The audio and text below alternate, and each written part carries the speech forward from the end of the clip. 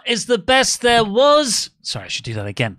I had a really good intro. I'm sure you did. But you screwed up the countdown thing. Yeah, I sure did. Trying to sabotage this place on the way out. Is the mic even on? It's on. It's fine. On. It's fine. The second best there was. The second best there is. And the second best there ever will be. Bret Hart. I'm Oli Davis. I'm joined by Pete Quinnell. Everybody give Pete some cheap pops in the comments. His last Raw podcast. Yeah. My God. Last Raw podcast. Wow. That was weird. I hadn't really thought about it like that, but now it's a thing. Everything's last. Last Tuesday. Last Tuesday, yeah. If you haven't already, please press the thumbs up button, give us a subscribe, leave a comment down below with what you thought of this season premiere episode of Monday Night Raw, and send in your chattatores. It's Joe Tessitore is the new Talkatores? I like Chattatore. Chattatores. Okay. Sounds like a Pokemon. Like so. Is that so bad? It's not a bad thing. No.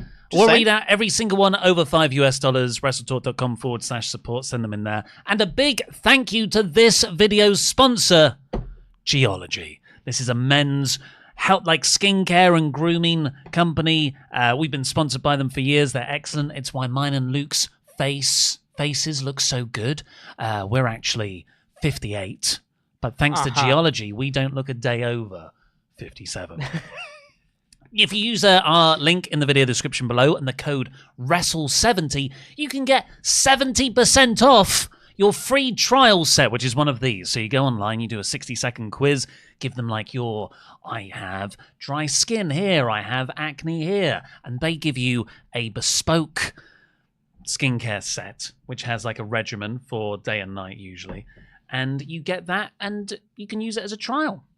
70% off. Look, there's face wash. They're really well coloured. Like the yellow ones are the morning ones, and the blue ones are the evening ones, or as I like to call them, SmackDown and NXT. That's good. I like that. But yes, we'll talk about them more after we've covered the first topic. But Wrestle70, go over to the link in the video description below. Get 70% off of your bespoke skincare set, trial set. Right, so we're going to talk on this season premiere with two fantastic matches, pay-per-view caliber matches. But we're going to talk about this Bret Hart segment. Yes. Apparently he was unwell. Earlier in the day, there were reports he might not make it. Wow. Okay. But he did.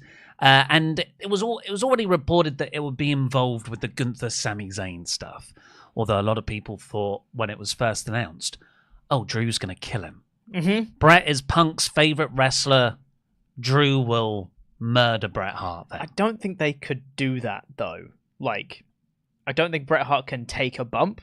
I don't know if they could actually murder Bret. I would have thought it would have been a threatening Bret, and then Punk comes out for the same or something, you know.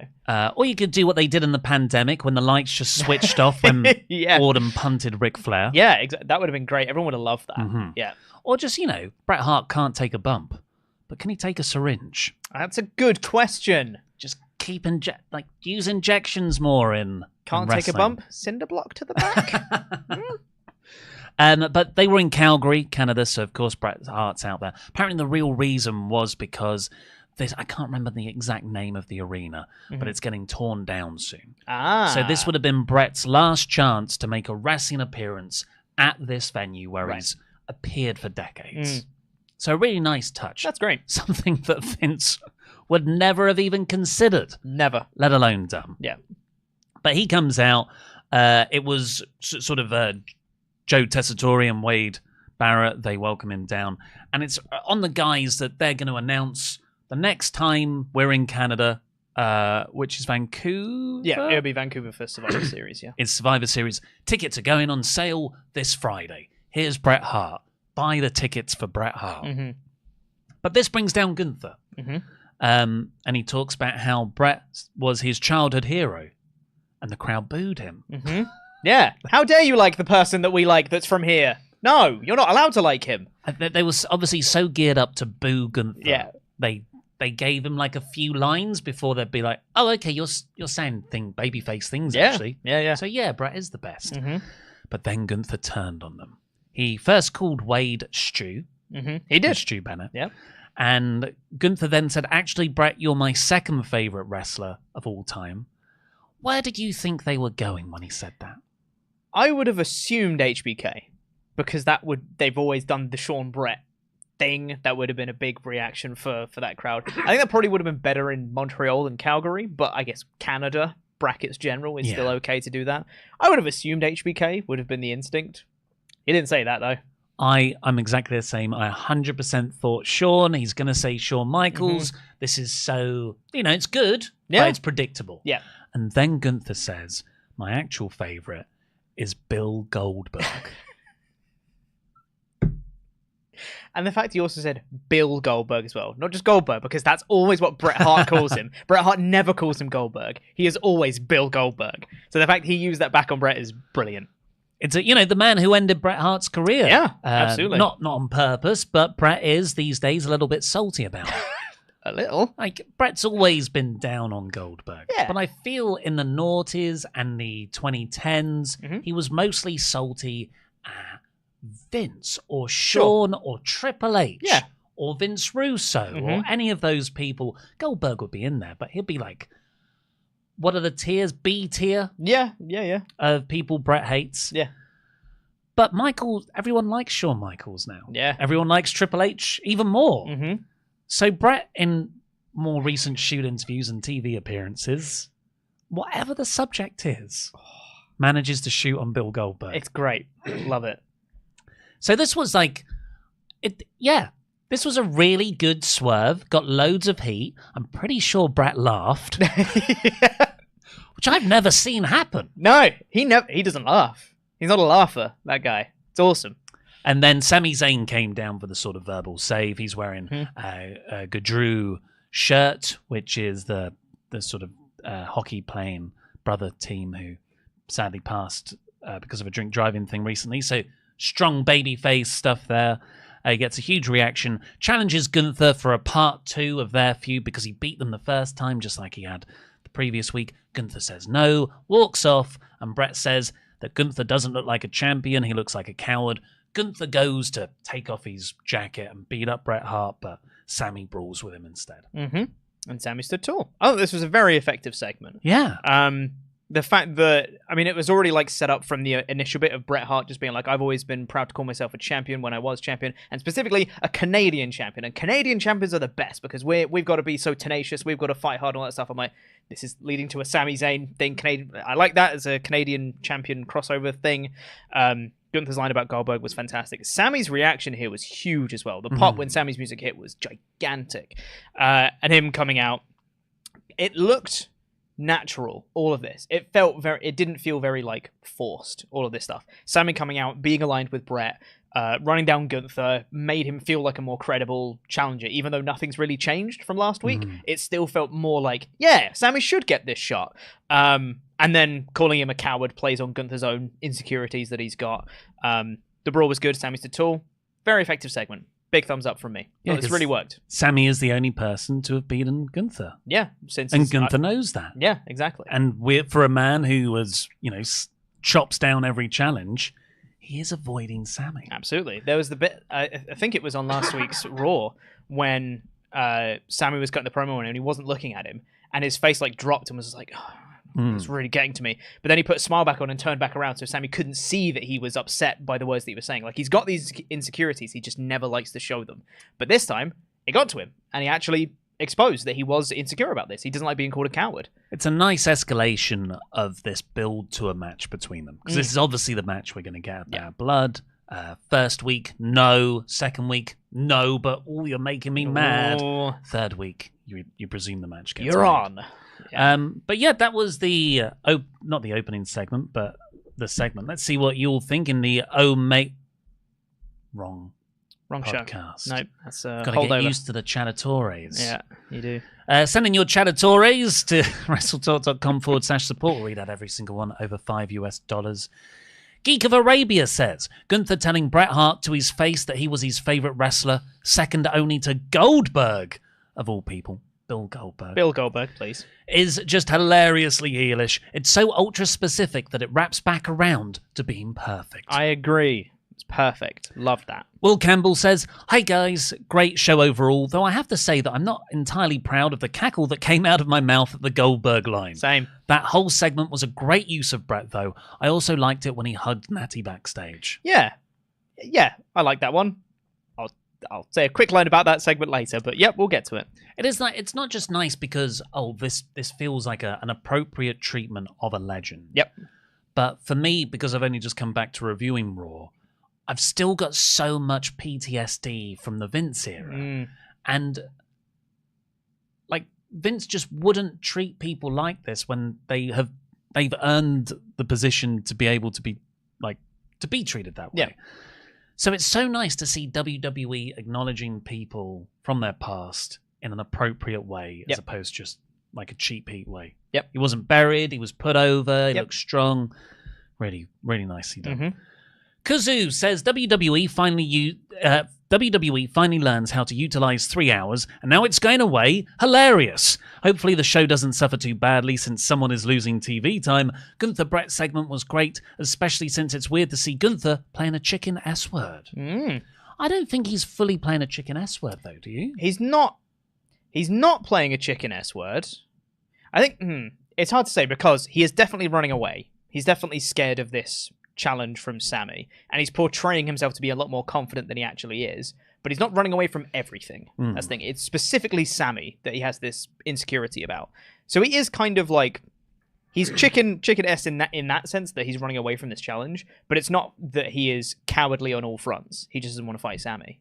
So he's still like strong, but it's just Sami has this in with him, you know? I think Gunther has convinced himself as a character that Sami isn't in his league. And there's a great line in this segment where he says, "Look, Bret Hart, I'm better than Bret Hart. And Bret Hart's one of the greatest of all time. And you're nothing on Bret Hart, Sami. Yeah. You don't just look. You beat me for the Intercontinental title. I'm in the World Championship picture now. Yeah. I'm the champ. I just beat Randy Orton. Yep. You're from the past." So I'm a big fan of how they've juggled the motivations. 100%, yeah. Geek of Arabia again says, "Are we just ignoring the teased heel turn for Natalya that implied teaming with Sonya Deville a few months back?" We are going to ignore that. I didn't imagine that moment, right? Enough is enough, and it's time for a change. I hate WWE's negative continuity sometimes. Solid show overall. Wyatt 6 versus Team Gable was a super fun start, and Fatal 4-Way was a fantastic finish. I could live with less Judgment Day, but if they're going to continue, them creating chaos is a good way to go. Hell in a Cell announcement was executed perfectly. Yeah, I agree with all of the above, honestly. Yeah. They might have dropped that Natalya faction thing because of contract things behind the scenes, but they've got so much continuity. Yeah, again from the Vince days. Yep. If we're just dropping a potential tease partnership between Natalya and Sonya Deville, I can let that slide. I'm okay with that. And Rafael Garcia finally for now. Raw was great, but it's only 3 out of 5. Why? You're in Canada and you didn't destroy anything Canadianly. Where is Petey Williams? You know when in Canada you do an obligatory sharpshooter and Canadian destroyer. These are the rules. Other than that, great Raw. I honestly, you had a Dragon Lee and Dominic Mysterio match. Come on. But yeah, there was a sharpshooter from Natalya. There was. And a Bret Hart. Yeah. Both of those were on the show. Those are very Canadian-y. Before we get into our play-by-play, I'd say another big thank you to this video's sponsor, Geology. There should be a QR code. Look, it's over there. And there's also a link in the video description below to go over to Geology's website and use our code WRESTLE70, where you will get 70% off. That's like they're paying you to do this. 70% off a not free trial, but 70% off a trial skincare set. And what you do is you go on their website, you fill out a 60-second quiz form kind of thing, and it designs you a skincare range, a skincare regimen. Yeah. Reginald, based on your particular things you want to fix. So for me, this is actually my set. I have dry skin around my eyebrows and my moustache. Yeah, that's where I get it. And sometimes in the corners. You enjoying this this personal chat? Yeah, this is great. Where do you get dry skin? Everywhere. In the beard? In here? Oh, all the time. Yeah, it's ridiculous. The eye cream's good for me though, because I always get very dark circles under my eyes, like all the time. And especially in jobs like ours, we're looking at screens all the time to get a lot of eye strain, which shows on your skin. So stuff like that really helps with not looking so fatigued all the time, which is very good. After we had a sort of lads wrestling weekend for All In, and the day after the Rev Pro show, so the All In morning, I woke up and I just had so much dry skin here on my chin, under my beard. I was like, it's because I haven't done the thing. I've just been drinking and staying up late. I did it, and it sorted it right out all day, which was good because then I met a load of people afterwards. But yeah, if you see here, this is my morning thing. So wash the face every morning, chuck on some moisturizer, and actually this is a backup one. And then in the evening, some nice night cream specifically to soothe into your skin overnight, and the eye cream that Pete's already said after a long day looking at screens. I tried to get into skincare before this because my lady partner said I had to, but it was so confusing because there's so many different things out there, vitamin E, vitamin C, but Geology sort of does it all for you and takes that confusion bit out of it. So please do go over there. It helps support us as well, and it will definitely help your skin. Right, let's get into the full play-by-play of the episode, which opened the season premiere. As WWE's calling it now. You know, they have that graphic in the corner to be like, here's our announce team for the show, and it's Play X Play as well, and that's Joe Tessitore. It's play-by-play, but it's an X. X-Play. Yeah, Play X Play rather than play-by-play. Like Godzilla X Kong. Exactly. Exactly like that, yeah. Well, you know, not everything is to my tastes. But vastly, all of the production is so good. I really like it. Yeah. Having, like, who's our ring announcer? Who's the commentary team? Have, like, your production crew you have here. And the little things where they're, like, still to come tonight. And results from Money in the Night and stuff like that. I think it's all really good. I was a big fan of Joe Tessitore last Monday. What did you think of his second episode? I really like him. Yeah. This is my first proper exposure to him because I catch up on the main bits from Raw and stuff like that. This is my first full episode with Joe Tessitore on, and I thought he's really good. I really like his voice. Has a certain grandeur to it when he talks. Really, really good. And like he still needs to learn like the names of wrestling moves, but there are a lot of them, and that's fair. But if he just says stuff that isn't wrong, it's just not necessarily the name of the move, I'm okay with that. And he's like, slams him down. You know, that's fine. He's still adding to what's happening. It's fine. There was one awkward bit. I'm a big fan of him too. I think it was even better this week than he was last week. And he did a bit when he talked about the first Bad Blood Hell in a Cell. You're like, oh yeah, I feel that you actually watch this product, which is good, which unlike some other commentators they've tried out. But there was a bit in a match when he called a move that was so boilerplate that I thought, that's like me when I first learned all the moves playing Just Bring It or whatever it was, No Mercy on a video game. Yeah. Big not shoulder tackle, but it was something like that. Yeah. Fall away slam. Yeah. But the show opened commercial free for the first hour, which really made season premiere, didn't you know? The season premiere, which really made the opening match feel like a pay-per-view. It was the Wyatt 6 versus American Made. They had this excellent video package to hype it up with. Is that a song? Like, is that a normal song, or did they make a new song for the video package? I have no idea. It's like this 50s, but kind of Wyatt-ified song, recapping the feud between American Made and the Wyatt 6. Felt more like a trailer for a movie. Yeah, it did. Which leans into their sort of presentation. And this was a street fight, so Gable and the Creeds were in American-made jeans. And they came up with the American flag in Canada. So good. Love it. And the Wyatt 6 entrance all felt really pay-per-view caliber. And then Uncle Howdy sits down on the rocking chair. Yeah. So, okay, I thought he would be in the match, but no, it was Rowan, it was Loomis, and it was Gacy and Nikki Cross, Sister Abigail. Abby the Witch. Abby the Witch. Not Sister Abigail. I thought they said it was Sister Abigail. It's Abby the Witch. I swear they recently said, no, it's not Abby the Witch. It's Sister Abigail. I don't know. One of the two. But they all square off against each other. Uncle Howdy's on the rocking chair outside. Very similar to how Bray would do most of his Wyatt family matches back in the day.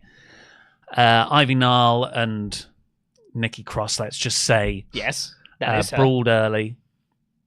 Rowan was like this big power guy even against the Creeds. The crowd wanted tables, so Rowan got them out, the baby face, but the Creeds put him through it and they cover him with chairs. American Made then isolate Gacy and Loomis and take them out. The numbers game is winning. But then Rowan comes back and he kicks the barricade in the timekeeper's area and just picks it up like, roar! And he charges everyone over, which looked like actually really comfortable bumps. I was going to say, like, it had a lot of padding on it, but it still looked pretty cool. Yeah. It's a safe but cool-looking bump, which are the best ones. Not just the last hardcore match I watched, but literally the last match I watched before this, because it was just the main event of the previous thing I saw, was Hangman Page versus Swerve Strickland. Yeah. And there was a bit of me, and I loved that match, but there was a bit of me that was like, oh yeah, trash cans, tables. These are simple kendo sticks. This is comfort food. No one gets hurt really by a kendo stick. But Rowan emerges. He takes everyone out.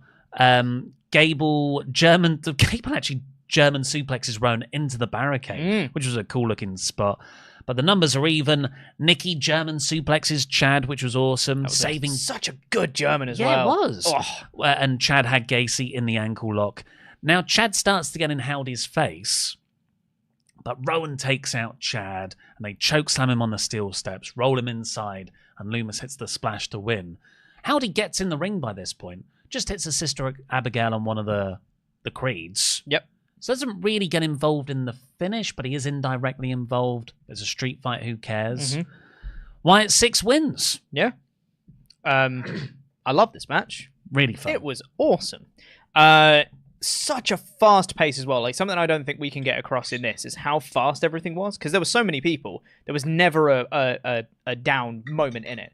As soon as one spot happened, somewhere else another spot was already happening, and it just carried on like that the whole time. Here's this thing, here's this thing, here's this thing, here's this thing, here's this thing, and it just kept going the whole time. Initially, the cameras were having a hard time capturing all the spots. They were missing a couple of them, just cutting between all the people. I love the frenetic, like, chaotic pace that they put up through this. It was fantastic. I also want to point out that thing where Nikki Cross did the German to Chad Gable. That came off the back of an angle slam off the middle rope through a table. I am always a sucker for a kick out straight into a submission. I love it so much. And I think it was Loomis that he did it to. Kicked out immediately into the ankle lock, and I was like, you're my favorite wrestler. So good. And then that led into the German suplex, which looked awesome afterwards. This was great. This was awesome. I do want this feud to now be done. Yeah. This should now then have them go to do other things. Chad Gable can go and do something else. That would be great. I want him to do something more, not more meaningful, because this was a meaningful feud, but something where he's trying to, regain his honor, go for a singles title, something to put Chad Gable more in the spotlight again would be great, because this spotlight was more about the Wyatts than it was about American Made. And I'd like them to go and be their own dominant force somewhere else. Yeah, because American Made, despite being a new faction, have lost all of these Wyatt 6 matches. Yeah. They beat Otis and Tozawa and Maxine last week, but yeah, it's time for American Made to start winning some bigger matches. 100%. And for Wyatt 6 to move on to their second ever big story. Yeah. Which, I look up and down the card, and I think they should target people who have betrayed other members of their factions. Judgment Day also need to move on to something new. Judgment Day are right there. 100%. So it's like Bad Blood that confirms it later. Actually, it's the next segment, so we can talk about this. Finn Balor will face Damian Priest at Bad Blood. Liv Morgan will face Rhea Ripley at Bad Blood. That should be the end of this part of the Judgment Day Civil War stuff. And then the Balor, the street trash version of Judgment Day feud with Wyatt. Which is perfect, because then you also have, if Liv retains, you can have Nikki going after the title for Liv Morgan, and then you have Finn Balor and JD McDonough, who are presumably going to be tag champs. Yeah. And that can happen with Gacy Dexter and Loomis, Gacy. or Rowan, yeah. And then you have Bo or Rowan going after Finn Balor. Yeah. And Dom, in fact. Yeah. That's... Oh, no. No. Balor and JD are in the tag stuff. Dom, then. Yeah. Just Dom. I lost count of people. But I think the matchups there are good. That works. Well, Dom's like so ripe for a Wyatt 6 targeting. Yeah. Because not only did he betray his Judgment Day brothers and sisters, hugely meaningful for this faction, but he also betrayed his dad. Yeah. Sure Rey did. to start this all off. Yeah. So Bo can go up to him and like, no, family is the most important thing. Family was taken from me. I'm going to teach you what it means. The importance of family. Yeah, what you have disrespected. Yeah, I think that'd be perfect. After that, we had so we go into the Finn Balor promo now. He comes down, he talks about how Damian screwed Judgment Day, he held Finn down. He's still very sore about that feud, that pretty good feud he had with Seth last year. But it was Priest hovering with the briefcase. That's why he kept losing those matches. Which is actually kind of true. Yeah, so it's been Finn's right. It's been in Balor's head for like a year, which I love as a motivation. Priest comes down. He shows some great fire. He's turned into such a good talker. I know that's old hat by this point, but I haven't been on these shows to say it. He says, I'm going to let you talk, Finn, because I want to know what you have to say, but then I'm going to drop your ass, which was cool. Then they agree to the match at Bad Blood, and Judgment Day attack Damian. Then Rhea hobbles down because she's got the injured ankle. Liv and Dominic attack Rhea. All the Judgment Day are beating up both the Terror Twins. Jey Uso runs down. Oh no. Better scatter. Yeah. Yeah. This was fine. I really liked the promo segment. I think the beatdown was unnecessary, superfluous, maybe. I don't know. And it was a bit where, like, Finn Balor said, did you forget about the Judgment Day playbook? And Priest was like, I wrote the playbook. And I was like, did you, though? Because you just got beaten up a lot. Like, was that part of the playbook? If you know that's coming, wouldn't you plan something? Then why didn't JO come out earlier if you planned something? And why did they run away if they'd already beaten down? There was one good moment where Priest covered Rhea. That was cool. And like, it was don't beat up Rhea, covered her, and then Liv just started wailing on Priest with the crutch instead, which was very cool. But yeah, it was a bit weird. Like, I wrote the playbook. Did you, though? I'm unconvinced. But it was fine. I just, we'll talk about this in the multiple other matches and segments Judgment Day got. I don't find them credible. I don't feel like they're a threat anymore, which was a shame because I felt like they were coming out of SummerSlam with Dom and Liv and the Balor turn. Yeah. But now, beaten easily last week in the Priest Jey main event and then beaten at Bad Blood. So I'm ready for this to be done now. Yeah. Braun is backstage and he talks about how an injured monster is still dangerous. And then Bron Breakker walks in, as he would do for every Intercontinental 4-way #1 contenders. Match participant. There we go. We got it. An interview. Yeah. And he just says, well, I'm going to beat you. Yeah. He said, you're pretty big. You're a monster. But I'm going to prove that you don't need to be 7 foot tall to be a monster. Yeah. So, see you, mate.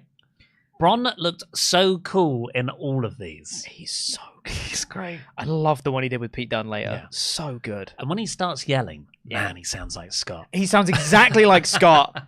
My God. Fat asses. Yeah, I remember there was a whole bit when we were still doing remote podcasts when it was me and Tempest doing the NXT reviews and we had Bron Breakker coming in and I just kept playing these two clips where it was just, I played a clip of Bron and then a clip of Scott and then a clip of Bron and then a clip of Scott and I'm like, they're the same person. Yeah. Alba Fire and Isla Dawn then took on Jade Cargill and Bianca Belair for the women's tag team titles. They had won a #1 contenders match the previous week against Kairi Sane and Io Sky. Cargill and Belair retained. It's a good match. It was a nothing match for me. Yeah, it was all right. It was what it was. Cargill and Belair easily beat them. Yep. I don't really... Apart from giving them a win in Scotland, I think this has been a dud. Yeah, I'd say so. Yeah. Jackie Redmond is backstage. She's talking to Latino World Order, and they're hyping Dragon Lee versus Dominic Mysterio in a bit. And Rey and Dom start to go back and forth because Judgment Day walk in, and Rey calls Judgment Day the Addams Family. And this sets up a Rey versus Finn Balor match. Cool. Yeah, a solid segment. Yeah, everyone was fine here. Then we get Bret Hart, which my viewing experience of this was multiple Daily Motion links. Mm-hmm. You know what I mean? Oh, yeah. And I've clicked all the links. Mm-hmm. And I'm in the 4-way in the main event. I'm like, this Bret Hart segment must be tiny. Just come out for 3 minutes, maybe gets attacked by someone. Mm-hmm. So I didn't watch this. I didn't watch the Bret Hart segment until after the show. Okay. It wasn't part of the feed I was watching. Backstage after that stuff, we have the Pete Dunne interview that you already talked about. Oh, it's so good. He really cut a good promo on him and just kept making fun of his shrug that he does. Mm-hmm. And he was like, "You're just gonna be doing that all the time, just be like, oh, why did I lose? Oh, I suck," and all that stuff. Brilliant. And then Sheamus attacked Pete Dunne afterwards. Got a little revenge on him, took him out. Braun Breaker looks so good coming out of this. Bron, obviously, Pete Dunne's like, "Don't call me that," because he was Butch. He was about to say Butch. Yeah. And Bron somehow makes Pete sound worse than Butch. Yeah. He's like, "Okay then, Pete." Really enunciated that. It's great.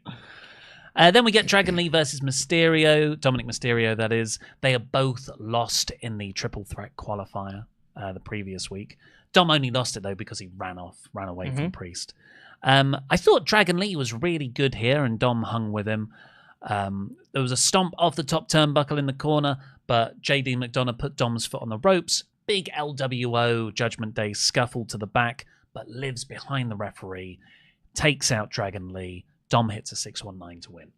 I really like the finish. Obviously, it's more shenanigans and all that stuff, but the finish of referee being distracted, Liv doing a chop block to Dragon Lee, which puts him into 619 position. Like, it took him out. He went down to one knee onto the ropes immediately for a 619. I was like, that's a smooth looking finish. I really like that.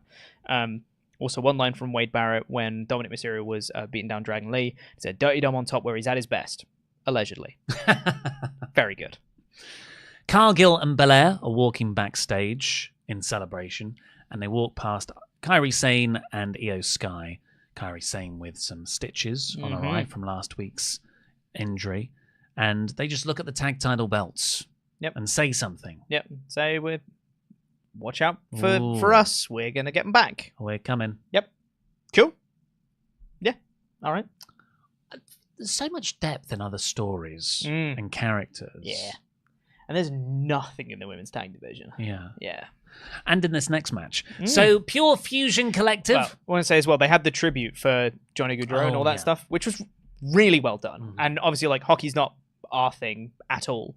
But this tribute was really nice. And I've seen a lot of really positive feedback to it online as well. People being like, this is one of the better tributes that WWE have done. So I want to give them flowers for that, because that's very well done.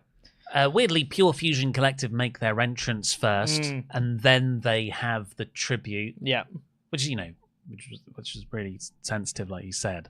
But I'm like, Pure Fusion Collective have just been standing there this entire time. Yeah. Then Zelina Vega and Lyra Valkyria come out. Sonya Deville talks over their entrance music and says, "You won't be able to beat us with your mystery partner. It's Natalya." Woo! Canada. Making a return after 3 months away. The crowd popped. Oh, yeah. And then went right back to normal. It's Canada. Yeah, it's nice. They wrestled. Natalya got the hot tag. And I thought it was a triple sharpshooter spot. It was but not. It was not. I apologize. It was a sort of Canadian legend submission tribute spot. Yeah, so it was a sharpshooter that Natalya did. You had the Boston Crab, which was Walls of Jericho from Chris Jericho, and you had the single leg Boston Crab, which is of course Canadian legend Michael Oku. Right. Yeah, Was that's that obviously who it's about. Yeah, it's got to be Oku, not Lance Storm. No, Michael Oku. Yeah, I thought this match. Look, Pure Fusion Collective is a bad name. I liked the intensity they had at the start of the match. I thought that was like the way they were tagging it in and out, and they did very they worked very well to do the beatdown initially. I was like, there's something there, and then it was a nothing match beyond that. There was like a hope where I was like, oh no, never mind. And it was frustrating to have that little bit and then have that not followed up on in any way, and then they lost, and I was like, what are we doing? What's this for? Come on now. And when they walk around saying, "We run this division," you clearly don't. Yeah. Again, like you were saying, there's so much depth in so many stories. But when it comes to any sort of multiple women's segments, nothing. Like, come on, WWE, do better. Bret hugs Natalya backstage. That was nice. I was very confused when I watched it because I was like, oh, okay, so that's setting him up for what he's going to do later on. That's a weird way to just show him before the entrance music. I thought it was weird that they were like mid-sentence and it just cut to Drew McIntyre's entrance. They were like, this segment's done. I'm bored already. We don't need you guys.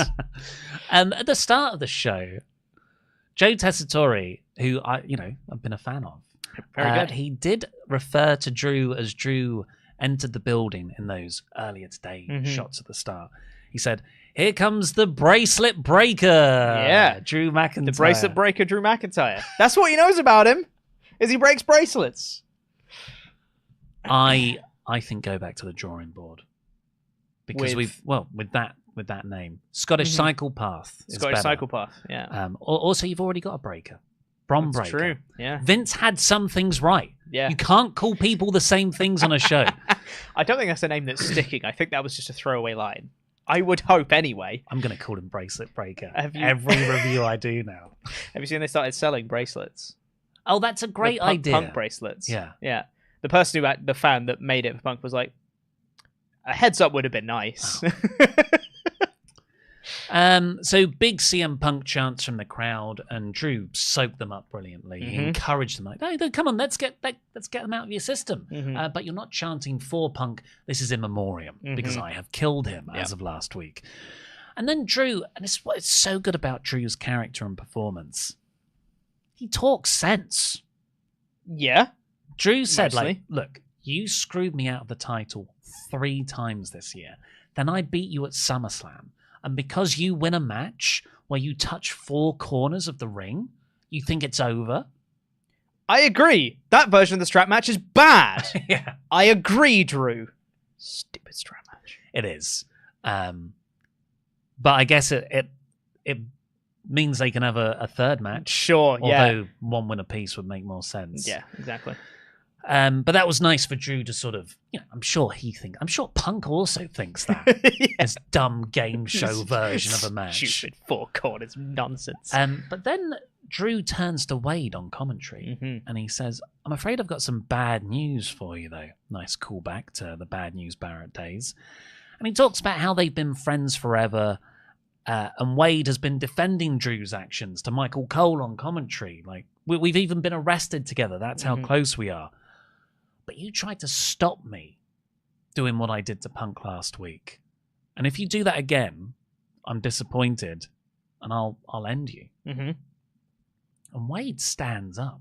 It's interrupted by Adam Pearce, but yeah, do you feel there's a feud building there? I hope so. I'd love to see Barrett wrestle again. I don't know if he can, like, health-wise. Yeah. I don't know if he's okay to wrestle, but, like, if he can, I would absolutely love, like, a one-off Drew Wade Barrett match. I think that would be awesome. Make it smoke and mirrors. Do a bunch of weapons and all that stuff. Make it nonsense. But I'd love to see that. That'd be really cool. I feel like Wade might have seen Nigel McGuinness return. Yeah. And he's like, oh, actually. So we're going to For Wembley. English We're going commentators. to Wembley next year, right? I'll come back there. Well, hey, Drew McIntyre maybe beats up Wade Barrett as like a brutal injury angle. Yeah. Drew's in the Rumble. He's taken out everyone. That'd be so good. I'm afraid I've got some bad news. Oh, that'd be really good. Intriguing little bit there because the way Levesque's been telling stories, usually that would have been a throwaway thing to get random heat. But now you've got to think, could that build to something? I also love as well this element of Drew's character because he cannot stop himself from being obsessed with something. He's in this complete downward spiral where he got what he wanted. He'd beaten Punk and he beat him up and he's dead now. And he's like, done. Job's done. CM Punk is dead. You can all chant his name, whatever. It's in memoriam. It's done, whatever. But I do still hate you, Wade Barrett. Like, he cannot stop himself from being someone is screwing me. If it's not Roman Reigns, it's CM Punk. And if it's not CM Punk, it's Seth Rollins. And if it's not Seth Rollins, it's Wade Barrett. Like, he has to be focused on someone screwing him out of something. He has to keep justifying why he's not the champion all the time. It's great. It's not healthy. No. You should meditate. Yeah. But Adam Pearce does come down. He said he's spoken to Punk, and at Bad Blood, it's going to be Drew versus Punk in Hell in a Cell. And Punk was advertised for next week's Raw. Great. Which I do wish he was kept off TV a bit longer to sell the beatdown, because it was a good beatdown. But and maybe he'll turn up in like loads of bandages and stuff. And you do need to build the match, but I think I'm okay with it. Maybe one more week, but I don't think you want to do too much more than that. Otherwise, it might just get a bit repetitive of Drew being like, "I've still beaten up CM Punk, and I still win." That was like 5 months from I January, know. and it didn't get old. I don't know about that. I feel like I'm ready for this feud to be done. I'm very excited for one more match, and then after that, I'm going to be like, "Now, please stop and go your separate ways." All right, Paul. You've done your long-term storytelling. We want some little short stories now. Exactly, it'd be great. Karrion Kross is backstage, sort of being the devil on the Miz's shoulder. And Xavier Woods comes in, dressed as Bret, and starts, says, "Don't listen to Kross. He was trying to do the same thing to us."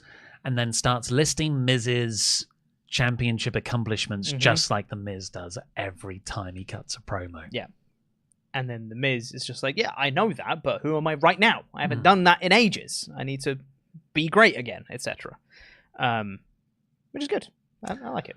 I feel like seeing Miz and, to quite a sad extent, Kofi and Woods, I'm like, God, you guys feel like you're from the previous generation now. When you come to the main event and I know Jay was also around all that time, but he feels refreshed because he has a new character post-Bloodline. But Pete Dunne, Dragunov, Strowman is, of course, in there, but I sort of more see him as a Bronson Reed avatar. But, like, that's the great Raw mid-card right now. Put Chad Gable in there as well. Miz, Kofi. Feels like they're the veterans. I'd hope that with... Obviously, this story's been a little bit derailed with Odyssey Jones and his inclusion and then subsequent firing. But I still feel like there was a little moment here where Kofi Kingston came in with Woods afterwards, and Kofi was saying, "Hey, I found out we're going to be going for the tag team titles. That's awesome." Woods was like, "Great. I mean, last time we talked, I thought we were going to go for singles titles, but, tag team's great. That's awesome. Cool." So there's still like a little something there, which I'm hoping is going to refresh them a little bit, or put them back in the spotlight and freshen up their act a little bit. I'm not saying they have to change the New Day or split them up or whatever, but just give them something a bit different to work on. Also, Woods is hilarious, just as a side note. Just him saying we're going to be the best there is, the best what's best before we puts on the thing, does the Bret Hart pose, and he's like, "He's serving dinner. That's why he's doing this. His arms have got plates." Just the whole time. He's so funny. Rey Mysterio takes on Finn Balor after that. Good back and forth match. Doesn't really get into next gear because Finn blocks a 619 attempt, turns it into a single leg crab in the ropes, doesn't let go despite the referee's 5 count. Referee DQs him. Balor walks off, then runs back and does a sort of shotgun drop kick into Rey, into the LCD apron, which does a little flicker. I'm not a huge fan of this decision to have the DQ because Balor lost. And I know that doesn't matter, quote unquote, but when they've been losing literally all of the time and losing beatdowns, losing matches, all that stuff, I don't think they've ever defended their tag belts. Correct me if I'm wrong. I don't think they've had a single title defense. Give him a win. Just one.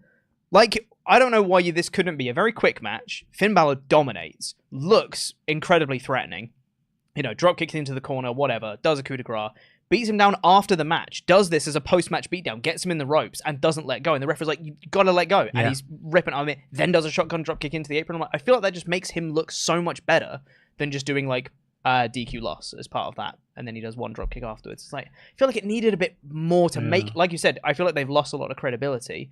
And doing a really intense beatdown angle is one way to instantly make someone feel more threatening. We saw that with Bronson Reed. One angle on Seth Rollins, you go, Bronson Reed is the guy, Something where it's a bit more intense and a bit more like, wow, Balor is sadistic right now. He's twisted and he's messing up Ray, all that stuff. I think that would have been a much more effective angle than just doing he just didn't leg over submission.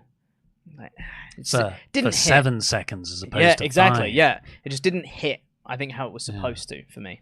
I did say in my edited review that I didn't mind it because it shows that Finn is not someone who cares about the rules right now. And that maybe that is the intrigue going into the Damian Priest match, where it's like, no, I'm going to cheat, I'm going to hurt you, blah, blah, blah. But I think you're right. I think you write LWO and the rest of Judgment Day off of this because they brawled earlier. It's like, well, for the singles match, you're all banned from ringside. Which they were. That was what they said on Raw. And then Finn attacks Rey on the way down. Yep. That lets him do the quick squash, brutal squash, gets the pin win. Yep. And then, just does this as well afterwards. Does a post-match beatdown afterwards. Probably would be better.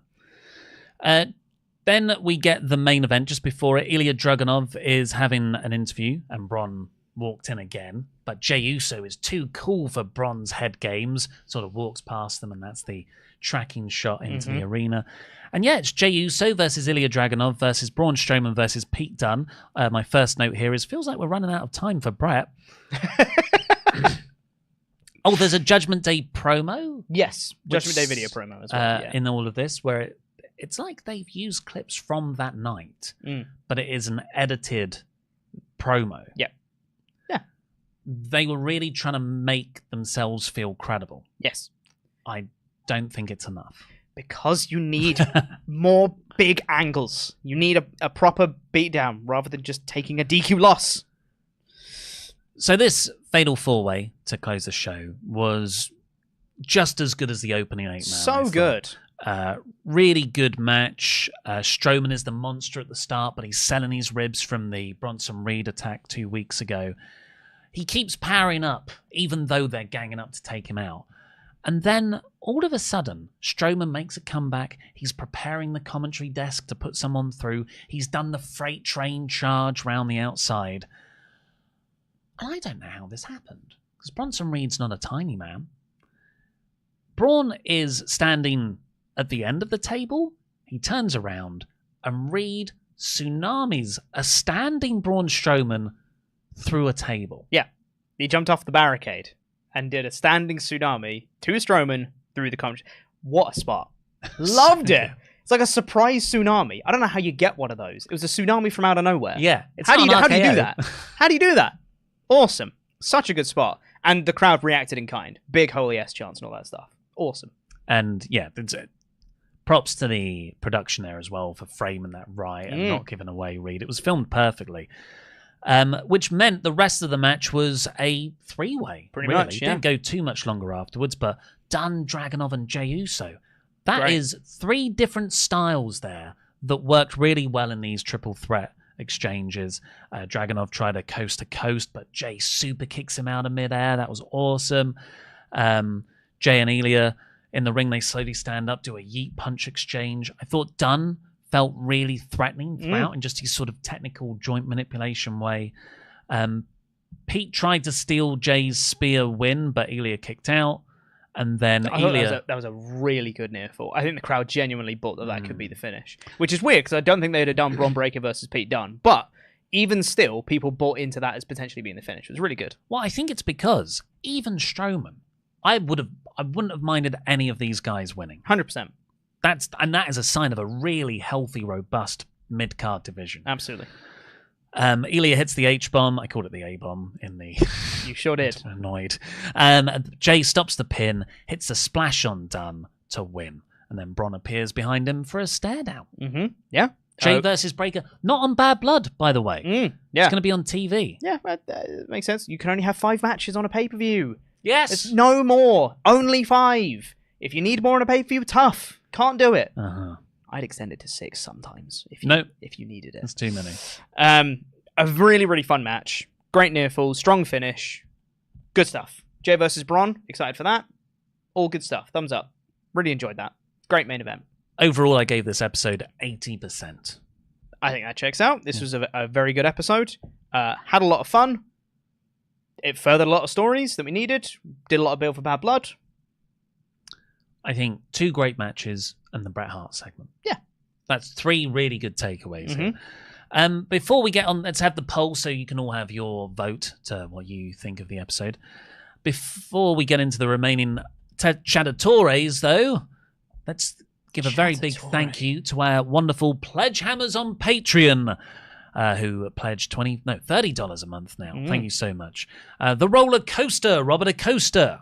Yo, Adrian! Rocky! He can last Sean Fur longer than you in the ring. Starbucks, Stephen Costa. Shield Maiden, the Zornice. Burly, Rob Burwell. He ran, Aaron Hamrahan. He brings the fear, Amir Jones. Let him cook, Alex. Apocalypse Now. Apocalypse I got Now. it. Yeah. Andrew Gifford, the Big Red Dog.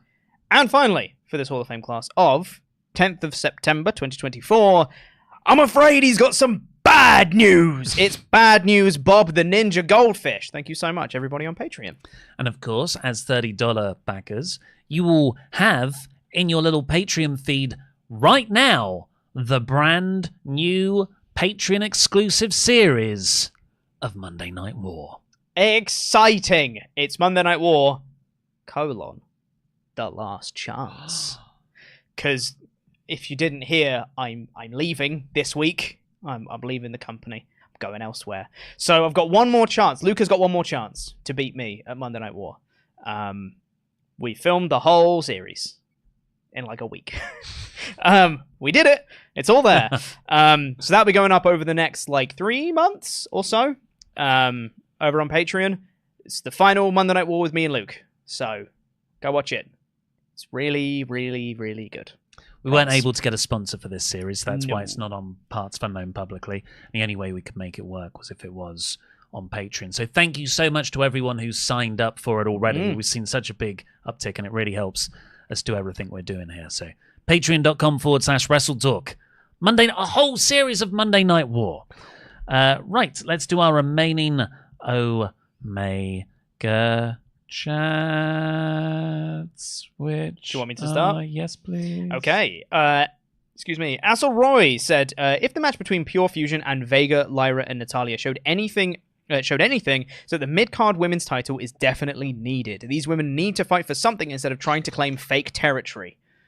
I agree so much. They needed a women's mid-card belt for a very long time, especially now. Big time. I feel like the women's tag team titles are kind of filling in for the women's mid-card belt, but people are fighting over the women's tag team titles. That's not a good story either. I agree. I don't think you always need titles. Just give some really good stories and blood feuds. Number one contenders feuds would be nice. Yeah, you definitely don't always need a title. I think it would help in this situation. I would say maybe even get rid of the women's tag belts and replace it with the women's mid-card belt. I think that would also be fine. Heiko says, had to hold back a shoot spit take on the Bill Goldberg line. Don't think we needed that Bret Natty. Not quite a segment later. Bret said it's Natty's moment. Then why walk in the F at all? Is the new Monday Night War available at all Patreon tiers? All but the lowest one. So you have the lowest tier, which is just if you want to just support us and you don't get any exclusive content. The one above that, $6.50 and up. Yes, you get it. $6.50 and up. Wrestle Questions 2K says, who, in your opinion, is the most and least influential with the most pull family of the WWE hierarchy? Well, definitely right now, it's the Anoa'i's. Yeah, you'd have to say so. And least influential, it's the McMahons. Well, no, but yes. Yeah, easily Anoa'i plus, the extended Samoan dynasty for sure. Least influential family, I don't know, just a regular person who doesn't have any other family in wrestling. It's a tricky one, isn't it? Akira Tozawa, I don't know. Yeah. the least influential family. Kevin, very classy of Pete to leave to help Luke in Monday Night War. You can't come second if there's only one of you. Good luck in your next adventure, King Chopper Whopper, and a happy birthday to you. Hashtag Nonny's birthday. Thank you very much. Geek of Arabia says, thank you, Pete. I'm going to miss your wit, deadpan delivery, and over-the-top freakouts. Best of luck on your future endeavours, and happy birthday! Also, belated thanks to Dan Layton. We'll miss him too. Absolutely. In case people weren't aware as well, by the way, tomorrow we're going to be going live on WrestleTalk just to, chill and, chat. It's going to be, my penultimate last day here. So we're just going to chat about, my time here and any fun memories and stuff like that. So tune in for that one. Getting your memories and your thoughts and your feelings. Ben says, Pete, I can't believe Luke is making you and Dan leave because you beat him at my GM mode. It's not your fault he's bad at video games. He mentioned Final Fantasy VII Remake has bad combat, so clearly he just sucks at games because that combat is awesome. I do think he's in the minority with his opinion, but he's allowed to have that opinion. Mayor of Painesville, Dan. Hey, Ollie, hope you're doing well. To Pete, since this is your last Ultra Chat from me, let's make sure you never forget Dustin Rhodes, Brian Myers, Dexter Loomis, Eli Cottonwood, and WXW 16 Karat Gold. But you know who was always better than all of those? You. That means a lot coming from you, Dan. Thank you so much. Anas Ogre, 36-month member. Good luck, Pete. Thanks for all the entertainment, and happy birthday. Thank you. Will Campbell. Also, we're going to miss you, Pete. Thanks so much for the discussions we've had on the Patreon calls and for making me laugh on things like TLC Survival Series and Monday Night War. Best of luck to you in your future endeavours. Also, PSA, sub to Pete Repeat. Hey, that's my channel. That's my YouTube channel right there. Ben 10. Pete is the best there is, the best there was, just the best overall. Been watching Not the best WrestleTalk. there ever will be. Just the best overall. There might be someone better in the future, but, you know, for right now, pretty good. You know who my favourite is? Bill Goldberg. Been watching WrestleTalk since it was just Ollie. We will miss you, Pete. Happy birthday. Thank you so much. I wonder how many people know about the happy birthday thing, and are just very confused. I actually think it's my birthday, yeah. The Gamer Domain says, I just want to say #thank you, Pete. You will always be my Survival Series champion. Well, until Sullivan wins it, then sorry. You, Luke, then Dan playing Monday Night War, always brought my Monday joy. Good luck with your future endeavours. Thank you so much. The Real Double J. In honour of Pete, I wrote a haiku of 3 memories that made me laugh, smile about his time at WrestleTalk. Muppets Christmas Carol. Why won't the Grivalries row? Happy birthday, Pete. Brilliant. Muppets Brilliant. Christmas Carol. Oh, because you didn't want to go to Because when you grilled me on the Christmas special about not wanting to go to the Muppets Christmas Carol. It's probably that, I would assume, on the Christmas special. Good luck at Chopper. Good luck, Chopper, and thanks for everything you've done to entertain me. Thank you. Mod Andy. Pete, it's been a pleasure. Thank you for everything you've done, and the absolute best for you in your next gig. Happy birthday. Thanks. It's not my birthday. Danny Bubbles. Goodbye, Pete. Thanks for all the great moments since coming along. All the best in the future. I just want to let you know I will never forgive you for not rating the Stunner in the best finishers list, though. I'm just saying I think it's fine. I think it's a fine finisher. Was it not in your top 10 at all? Not in my top 10. I did get rinsed for it. Maybe it's good you're leaving. Anonymous, we'll miss you, Pete. Gotta admit, I teared up a bit watching the end of the Raw review earlier. You have always been one of my faves. Even did a cameo for me and my daughter last year. Well wishes from North Carolina. Thank you so much. Appreciate the kind words. And now just some last-minute chats. Charles Berg says, instead of Chattatore, I'd like to recommend some alternatives. Chat Gables. Chat Gables. Hot damn. Our resident pun master, Charles Berg, might have done it. That's pretty good. Send in some Chat Gables. Chat Gables. He's just said Chat Gables. End of list. That's good, yeah. Roach Senpai says, something's grinding my gears. You have a powerhouse like Jade wasting her time with the tag belt when she deserves the main title. Also, what the F is that Bayley finisher, making her opponents headbutt the mat? Good luck, Pete. I mean, headbutting the mat is quite painful. What's an RKO, if that? I like it was just like all this, like, oh, and another thing that's grinding my gears. Good luck, Pete. Thanks. Dylan, with all the positivity to Dan with his exit, I wanted to take a moment to spread some to the rest of you. Ollie, you've created this channel that's brought so much joy to both viewers and employees, making you someone who's made a positive impact on the world. Pete, you give off great vibes that make you super likable. You've got this likable gravity about you, if that makes sense, and you have a very important role in our entertainment. Also, shout out to Adam Whitney, Terry, and the rest of the crew who make WrestleTalk great. Luke didn't get named there. I'll make sure to tell him. And from Thank you, Dylan. And from Brandon. I love you, Pete. Thanks for saving me during the button debacle. Thanks, Brandon. What happened in the button debacle? When he came in for the live reactions one time and was on there, and then I went to go get pizza, I think, and then he pressed a button that took us to the end card of the screen. And Tempest freaked out because he'd only just come over here. He was like, "What did you do? What's happening? Is the stream dead? Oh my god!" And then fixed it. And then Brandon was like, "I don't know why I pressed buttons." It was a good time. Well, we'll have more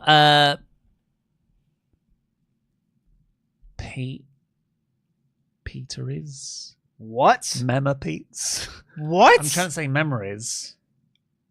Pete Quinnell is. We'll have more Pete Quinnell is tomorrow with a little podcast on the WrestleTalk channel to wish Pete farewell. Oh, all right, yeah. We're going with that. Have you got a better one? No. Exactly. So let's get off my back, Chat Gables. And please do go over to Geology, to Wrestle... There's a big word on this thing, though. It's a no big word right there. No matter how big and how many colours they put the word it says poll in. Poll right Luke there. and I will always forget to do the poll. Let me go and end it. Thank you. Because I don't have my laptop right here like Luke would. Uh-huh. So I'm just going to leave. You Sure. fill for time.